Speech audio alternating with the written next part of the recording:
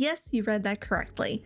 Today, I'm going to show you 10 plus furniture build ideas specifically tailored to your apartment in Final Fantasy XIV, because, unfortunately, some of the most popular custom furniture hacks in the game requires having a lower floor, like a basement, to float things like white rectangular partitions and hanging bookshelves from, meaning you need a house to use them, which the vast majority of players do not have, leaving them feeling left out. But not to worry, I'm Galatunia, and I'm here to tell you that your apartment can be beautiful, even with only 100 item slots, and I'm going to prove it by teaching you these alternatives that are not only easier to place, but look just as good, if not better, than some of the originals. All of today's designs have low item slot costs and are doable with a controller. So don't worry, console players, I promise I'm not forgetting about you. So with all that said, let's get started by going over the tools you're going to need to build these designs. I want you to pick up the following: a stage panel,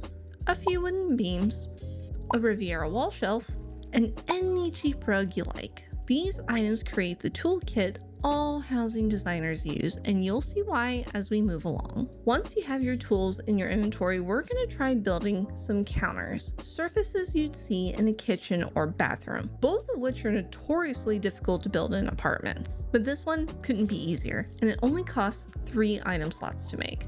Those 3 items being a showcase and 2 small blackboards. Both pieces can be bought from the housing merchant in your apartment's lobby. The showcase is going to be the base of the counter, and to place it, the first thing we need to do is create a crane with our wooden beams from our toolkit. With counter placement on, you're going to place the first wooden beam on a stage panel. Now for console players, the game will tell you on the top of the screen if counter placement is on or off, and what you need to press to toggle that. Then you're going to take the second wooden beam and place that as low as it will go on the first wooden beam. This is how we build cranes, and we do this because one wooden beam will not sink something as tall as a showcase far enough into the floor to be able to use it as a countertop. We're going to need 2, maybe 3, depending on how tall you need your counter to be. And if you're not sure, you can pick up another item like the Southern Kitchen to help you visualize the height you need. Once you have your wooden beams placed,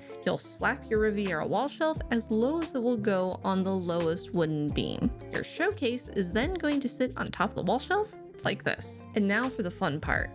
Select the wooden beam that's attached to the stage panel, meaning the highest one. Once you do, push it down. You'll see that the entire crane you made moves down with it, and your showcase sinks into the floor as a result. This is possible because showcases are classified as tabletop items, so as long as you can push the wall shelf under the floor, it'll sink into the floor with it. Which leads us to the tricky part: how to get the showcase to stay in the floor. This is where you'll want to pay attention, because these basic controls are going to be key for every design we build today, and I'll break it down for both console and PC players. Starting with PC players, you'll want to go down to the bottom of your screen and turn counter placement off, simply by clicking the option so it's not glowing anymore. For console players, you'll have to select the showcase first to get your menu to appear. When it does, you'll hit L1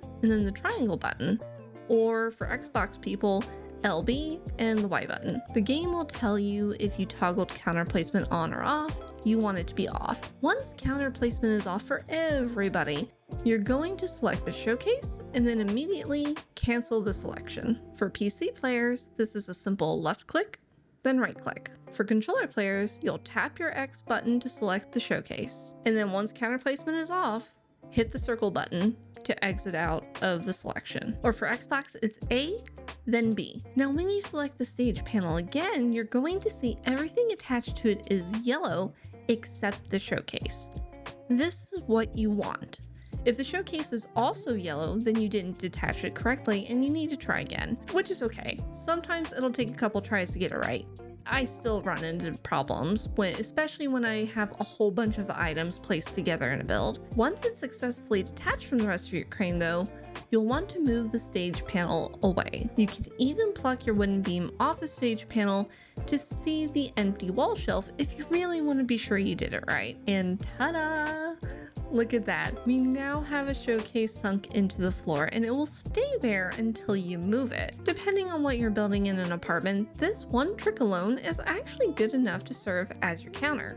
For example, if you're building a bakery, you can just use the sweets display showcase and be done, with only one item slot used to make it, and you get a lot of detail and character by using this particular item. But if you're wanting something more like a kitchen island in a house, then there's one more step, and we'll need a wooden beam again, but only one this time. So move the rest of the wooden beams and your wall shelf out of the way. Make sure to turn counter placement back on using the steps I taught you earlier, and stick one beam back on the stage panel. This is where your blackboards come in.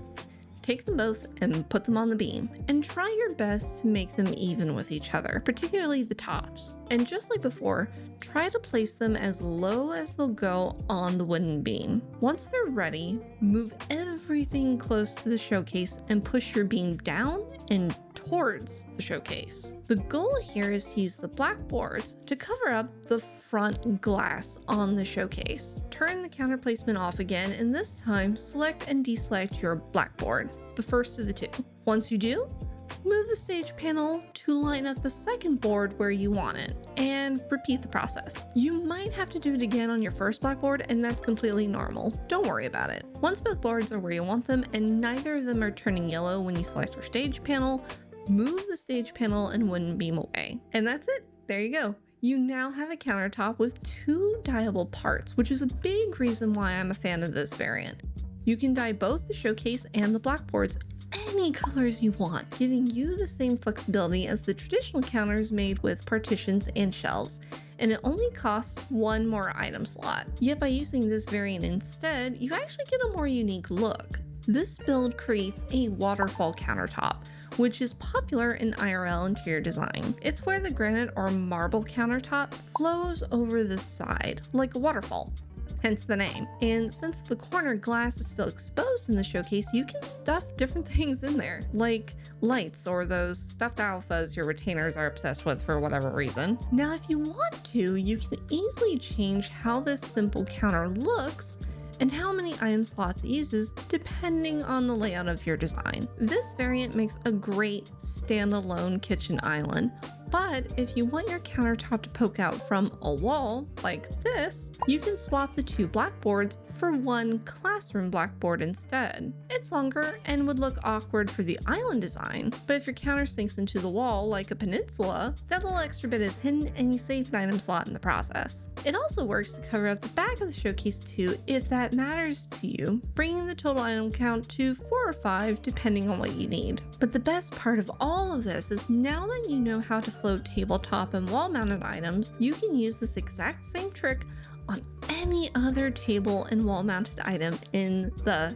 game. Here's a couple more variants you can create using the exact same method. For example, here's a gold saucer counter if you want something that looks more like a granite countertop. And in this example, I'm showing off the backs of bathroom wall tiles if you're wanting a more industrial look. How many items you need will depend on how tall and wide the table or shelf you're encasing is, but the technique to put it together is still the same. And if you want to go more in depth and learn why the counter placement glitch works this way, I have a full video dedicated to housing glitches that I'll link in the description for you. But let's first get even more creative, because now I'm going to show you that you don't even need a table to create a counter. You can make some cute countertops using only wall-mounted items, and I'm going to use 2 floating kitchen cabinets for this example. Using the counter placement glitch I taught you at the beginning of the video, you can place 2 floating kitchen cabinets back to back like this. And you can even use the design of the cabinet itself to help gauge how tall you want it. Just these 2 cabinets together make this adorable, cozy, and rustic kitchen island, and only uses 2 item slots. But just like with our showcase counter, we can give ourselves more texture and color options by using the backside of the other wall-mounted items. For example, here's how it looks with our trusty blackboards. And here is how it looks with the bathroom wall tiles, but facing forward this time so you can add some color and patterns. And again, if you're wanting a more industrial texture, you can even use the backs of items like imitation vaults. I hope you're starting to see the possibilities here with this technique now in your tool belt, because the hardest part of getting into housing in Final Fantasy XIV is looking at furniture items as building blocks rather than just the pieces they're presented as. A cabinet doesn't have to be a cabinet. It can be a table or a bench at the end of a bed, or even the armrest of a couch. Our housing system is actually a lot like Minecraft in this way. Just like Minecraft treats blocks like Legos, if you can find something you love in a furniture item, then you can use that piece like a Lego brick too. Which leads me to our final example for counters today. Here's a thin L-shaped counter made with doors. Yes, you heard that correctly. The Winsome wind doors make up this little L-shaped counter, using the same wooden beam technique all the rest did. And while you'd probably need more items to make it a little thicker to serve as a table or a counter, just these two doors can make a thin room divider that's popular in modern designs. One word of caution though. Make sure your counters are far enough away from walls that the items you use don't snap to them and ruin your work. That can happen if you're not careful. But see, just by learning how to make these counters with me, you've unlocked so many design possibilities in your apartment. And don't worry, I'll have screenshots of all the variants shown today that you can download on my Patreon page. Don't worry, you don't need to pay for them or be a member to get access to them. It's just easier for me than trying to use community posts or Imgur. Imgur? IMG? You know what I'm talking about, the black and green website. But I also see you looking down at how much time is left in the video. I promise we're not done yet. Now that you know the basics of using furniture pieces like Lego blocks, we're gonna move on to something a little more challenging: windows. Custom windows are the bane of apartments because almost all of the popular designs need to be able to float furnishings from a lower floor, which is impossible in apartments. Now, thankfully, there are more items in game now to make this easier, like the various windowed partitions. However, if you want something more custom, then here's a few variants you can build by adding another glitch to your tool belt. Let's start with a very simple square framed window. For this, you'll need 3 stage panels. I personally tend to recommend stage panels for apartments more than any other wall type because they cover from floor to ceiling and a lot of space while dying nicely. They also handle light very well, but that's a topic for another day. The first 2 stage panels I recommend spacing apart for how wide you want your window to be. And to do this, you can use an actual window or even a showcase to help you visualize how wide you want this to be. Once you've got those 2 stage panels spaced where you want to grab your 3rd stage panel and try and line it up with the other 2, and make sure the center is in the space between them. And you can tell this by the little orange arrow in the center of the stage panel. That's its hitbox. All furniture items have a hitbox. Now, here's the part that gets a lot of people scared. You're gonna need to float that stage panel, but I promise, it's easier than you think, especially for console players. You don't need wooden beams this time. You just need a 4th stage panel and your wall shelf. First, line your stage panel with the rest like you see on the screen. I want you to make an L shape. You want this close enough to the center of the stage panel you're gonna lift up, so that when you place your wall shelf, it'll cover that hitbox I showed you earlier. This next step is important or it won't work. Make sure your wall shelf is in your inventory, not your apartment, not your apartment storage. It needs to be in your character's inventory, okay? This is important. Select the shelf from your inventory and line it up as low as it will go on your stage panel before it turns purple, and slide it as far sideways as it will go into the wall you want to float. This next part is a test of your reflexes. For PC users with counter placement on, left click to place the shelf. But as soon as you hear your mouse click, tap the escape key on your keyboard to immediately exit out of the housing menu. If you did this correctly, the wall you wanted to float is now up and off the ground. For console players, believe it or not, this is a much easier process for you. Just like PC players, select your shelf from your inventory and position it as low and to the side as it will go. For you will hit the X or A button depending on which controller you're using. Then you're just going to swipe your thumb across the circle or B button, and I'll have a visual on screen to show what I mean. And like that, voila, it's in the air. Now, if you're having trouble getting this first float right, you can use a rug instead of a wall shelf to get the stage panel off the ground. That's why I had you grab a rug earlier, because sometimes some walls can be very finicky to get up off the ground. Stage panels are usually easy, but even then, if you're having a hard time getting your wall shelf in the right position, a rug will do the exact same thing. And placing it is the exact same steps as the wall shelf. You want to place it from your inventory and then cancel the action as soon as you can. You can then switch back to the wall shelf for the rest. Because now we'll repeat this process to get the wall as high as we want it for the window. You can make your window however tall or short as you want, but do keep in mind that items have a minimum float height. For stage panels, it's not very high, but still something to remember, especially if you're someone that's into like Lalafell size builds and you want everything to be a little shorter. Regardless of how high you want it, return your wall shelf to your inventory and just start the place and cancel cycle again as many times as you need. Some designers get fancy and will use multiple wall shelves to place one right after the other, but you can get this done with just the one wall shelf. It takes the same amount of time and it uses less item slots in your inventory to just stick to one shelf, so I personally prefer to do it this way, but go with the method that works best for you. Once the top of your window is where you want it, we have to make it stick, just like we made our showcase stick for the counter we made earlier. To do this, for furnishing items like stage panels, we have to enter rotate mode. For PC players, that means looking at the bottom of your screen and clicking this icon here, so that it's glowing. Now, when you select an item, some arrows will appear under it. This lets you know you can rotate the item without moving it. You don't have to actually spin the stage panel like a top. All you have to do is click it while you're in rotate mode and then cancel the click, which means you left click it and then you right click it. Or you can left click and then click anywhere else on the screen and it'll register that you clicked the item.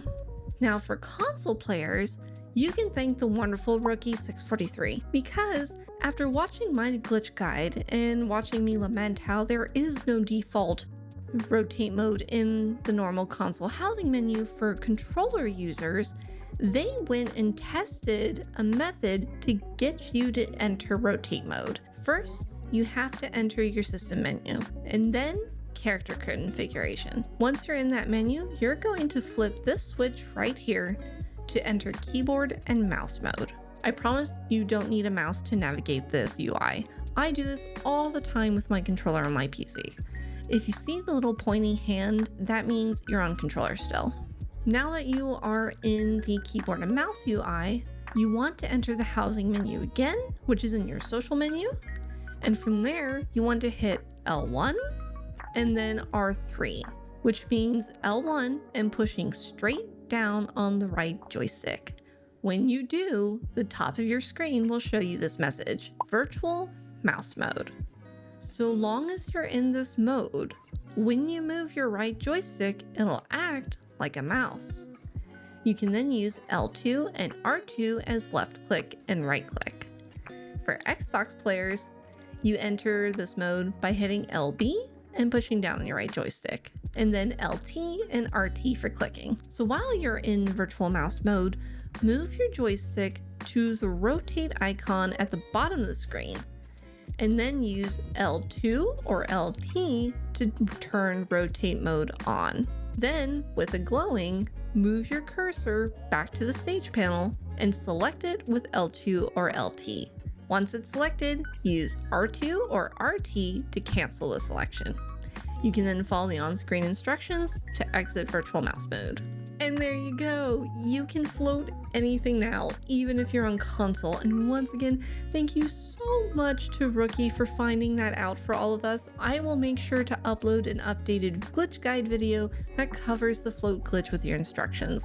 I cannot thank you enough for helping the community out. But first, we need to finish building this window, which is about 75% done. Now we need to close at the bottom, and that's as simple as picking any bottom you want. For example, here's a couple of hinged sideboards that I think will do nicely, dyed to match the stage panels. And if you're worried about the textures not being the same, then all you gotta do is put stuff in front of your window, like this. Housing is all about illusion and layering.